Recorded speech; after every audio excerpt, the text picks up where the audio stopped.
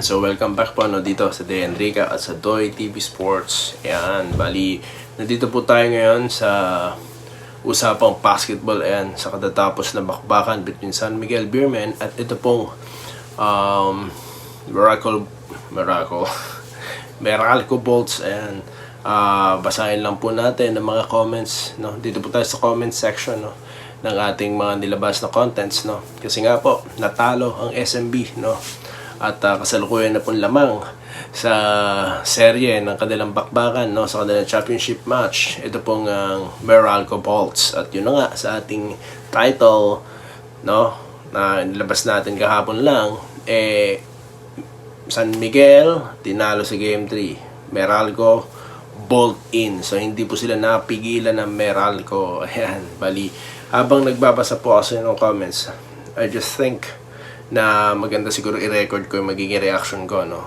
So yun po ang ating gagawin ngayon, mabilisan. Okay, una po sa lahat, maraming salamat po, no, sa inyong patuloy na pagsuporta, sa inyong pag-like and subscribe at pag-comment. Well, kung nagustuhan niyo po itong video na to, please pa-follow na lang po sa Facebook at pa-subscribe na lang po rito sa YouTube. Okay, mabilisan po, no?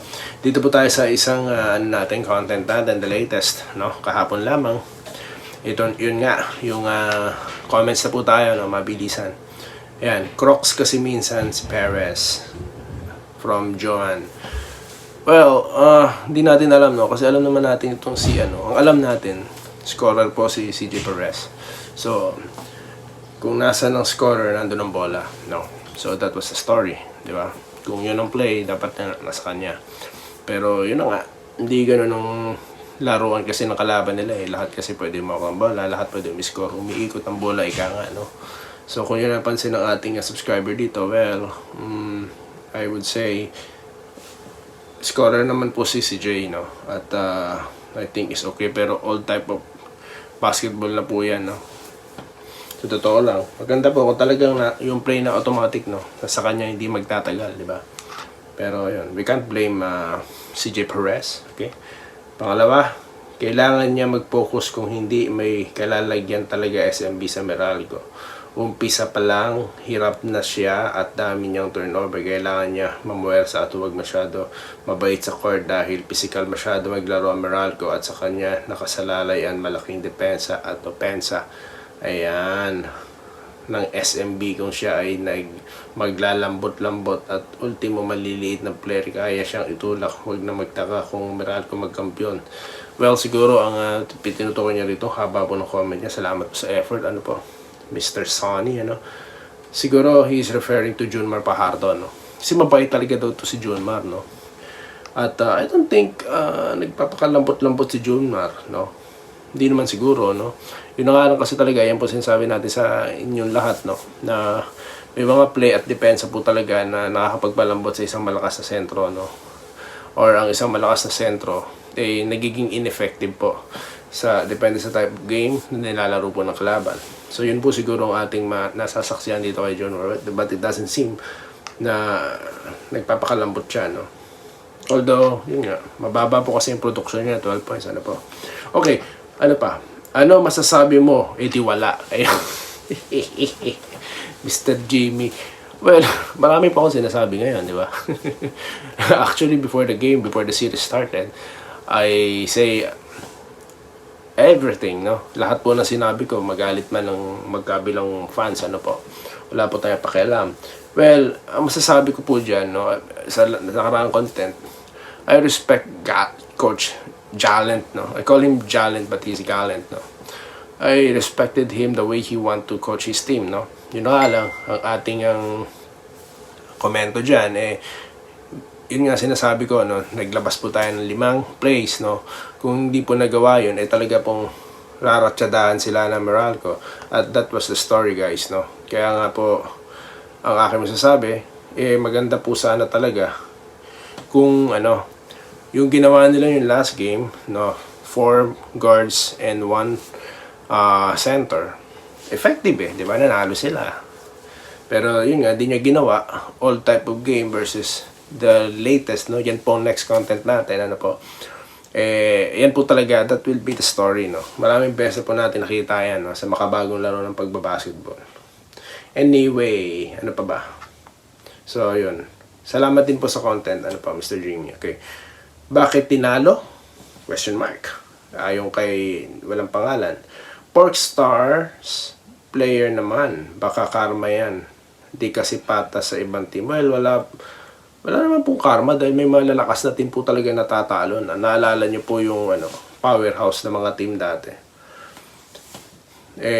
Depende po talaga sa nilalaro ng kalaban niya, no? Let's congratulate na lang yung great effort of the team na nakatalo sa kanila, di ba? Parang yung malakas na Lakers noon, di ba?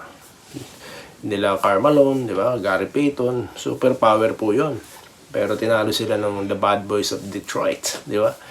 Tapos, yung rin po, itong Kevin Durant, di ba? Malalakas yan. Devin Booker, di ba? Sila Bill, sinubip pa nga sila. Tambalang Kyrie at Kevin Durant din, sweep din dyan sa Brooklyn. No? May ganyan po talaga, no? Okay, sa pang-comment, siya kasi, iniiwan kasi nila si Newsome sa 3-point. Yun nga po nakita nyo dito sa huli nating content na nahuli po si Tautua. No, talagang kumari pa siya ng takbo pabalik. But it's too late. No, it's too late. You can't leave a scorer open. Nangyari po yan. Di po nila di po yan sinasadya. No? Sadya lang po talaga maganyan ang play ng kalaban. Kaya nga po ang sinasabi ko, 4 guards, makakapagbilis po na rotate yan. Kung sinlaki po ni Tautua yan, ay mahirap po talaga mag-rotate yan. I know maganda nilalaro ni Tautua, but we must consider our defensive set, no? At alam niyo namang talagang takbuhan, tirahan sa labas ang laro nito, no? Ala Dallas Mavericks, di ba? Ala Golden State Warriors. Kaya dapat nag-adjust po talaga, no? Sa latter part of the game, no? Next, grabe kay Fajardo, di man lang pinagpahinga 2 quarters kaya wala nang lakas. Yun po, no, siguro pwedeng sagot sa kaninang comment, no. Pagod si Junmar, parang yung game 2, di ba? Yun na nga lang, this time talagang kailangan daw magpahinga. So nasa suggestion po natin yung last time, no. Kasama po sa sinasabi natin, no, na palitan lang po sila ni Mo Tautua, di ba? Ito pa isa. Yan po kay from Mr. Raffio, no, at kay Mukbang, Mr. Mukbang, sabi niya, si Junmar Fajardo, hindi pa, yun nga po ang comment, no? Well, sana mabasa ito, mapanood ito ni Coach Jalent, no? Na hindi raw po pinagpapahinga ang ating Junmar Fajardo, no? Na-notice ko din po yan, no, sa game 2, no? Okay, ano pa ba mga susunod dito? Ito pa isa po tayo ng comment, no? Okay. Ayan, so welcome back po dito sa Enrica at sa Toy TV Sports. Well, sinusunod. Ayan. Okay, ayan. Ito po, isa pang comment. Pasok din si Jimenez para makasabay sa takbuhan. Ayun, walang pangalan. Well, yun nga po no. Maganda po nilaro ni Jeron, no. Well, sayang hindi rin mapalaro si Kit Jimenez. Baka naman may papakita ito. Kapag tuloy po sana palitan ng player sa loob, may chance po sana si Kit, no. Dapat pahinga si Junmar, yan po. Ayon kay Mr. B-Boy, pahinga naman daw pag may time. Ito pong si Junmar, no. Okay, nag-improve ang moral ko, pero go SMB, sana mag-step. Mo at Jericho, napakaganda. Ano yan? Makakamada, Alaska, ayun, magaling palang Alaska daw itong mga to, no. Ayon kay Mr. Reggie, dami player SMB na maasahan, kaso ayaw pasukin si Kit, si Manuel, no. Si Baclaw, Troy, malalim daw at matatangkad, di raw napapalaro. Well, wala po kasi yata doon ng ang play na San Miguel, po. Kaya ganon, yun po naging storya. Ano ba yan? Sabi ni Mr. Leo, fan ako ni Fajardo pero di ako believe sa laro niya laban sa Meralco. Parang nagdumi sa isang linggo, hindi ganyan laro niya. Si Belga, sinasalya. Yun nga po, no. Siguro dahil magkakatropa tong mga to, magkakaibigan siguro, kaya nagkakahiyaan, no. Pero hindi, pagdating pa sa basketball, lalo na, wala po minsan kaibigan, Sa totoo lang, kapag kayo naglalaro talaga ng basketball, no. I don't think ganun na nangyari. Siguro yung paliwanag ko kanina, yung reason ni Junmar. Ayaw kay Mr. Raimundo, champion na dyan ng Meralco, hindi marunong daw yon. Ay nako, hindi na marunong mag-coach. Ano ba yan? pagod na ibang player, tuloy pa rin. Yun na nga po yung sinasabi ko sa aking naging comment, suggestion. Palitan po ng mabilisan, no? May chance po ang ibang players na makalaro dyan. Go Meralco, ipakita nyo muli ang malakas na voltahe. Palupit na ito, Mr. Emmanuel. Nice, no? Miss Annie, sa tingin mo, sino ngayon ang Yamado? Before the game to, no, sinabi niya. Sinabi ko po dyan, Yamado ang Meralco. Kasi kala ko kontrolado na ng SMB. Kasi kala ko magtutuloy-tuloy yung diskarte nila, no? Sangayon sa ating suggestion, ano po. Pero that's not the story, no? They stick to the place that they wanted, no? Powerhouse team, yan, SMB. I composed, relax, and the sleeping giant, SMB, CB Shooters, point guard. Forward, the Kraken Vado, MLB, hindi kayang pigilan Meralco. 3-string, and ito.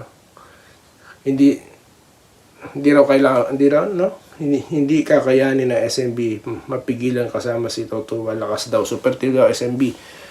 Yun na nga po, may super team po talaga na kaya mapigilan at this point na po. Another win SMB mamaya. Ayun. Natalo po tayo, no? Ayon kay Mr. Mercy. Magaling bumasa ng laro ang Meralco. Ika nga, fear the beer SMB. Sure ball, panalo na yan mamaya. JM Bano na maglaro dahil sa sa kadot. Mr. Sunny naman. Hindi naman siguro, no? Hindi naman siguro. Ano lang siguro talaga, pagod siya, no? Pagod, no? So, yun po ang ating mga comment section na binigyan daan po natin mga comment dahil alam ko po, nag-effort po kayo nag-type dyan at nag-effort po kayo manood, kaya po kailangan din mag-effort din po akong i-feature kayo dito. Ano po, malay nyo, mapanood pa po tayo at mapanood dyan ng pamunuan po at coaching staff sa San Miguel Beermen, no? Di ba? Mabilis po tayong magsalita dahil tumatagal na po ang oras natin at kaya ko po kayo mainip. At yun na nga po ang naging story ng bakbakan, ano po, yung saan natalo po ang ating SMB, natalo po ang San Miguel at magaling po talaga ang diskarte, laro at husay ng mga manlalaro ng Meralco Bolts, no? Napakalakas. Pag nag-bolt in, mahirap pigilan, no? Pass break man yan, depensa man yan, ano po. At half-court transition and half-court plays, well, definitely, napakaganda po ng play na yan ni Coach Luigi Trillo. At abangan po natin sa susunod na laro ang magiging taktika ng San Miguel upang pigilan yan. Pag-uusapan po natin yan sa susunod na content. Dito lamang po sa Day Enrique Adoy TV Sports. Muli, maraming salamat po sa inyong panonood. At yun nga po, magkita-kita tayo at magandang araw sa inyong lahat. Salamat po sa panonood. Subscribe na para sa mga susunod na basketball at boxing videos.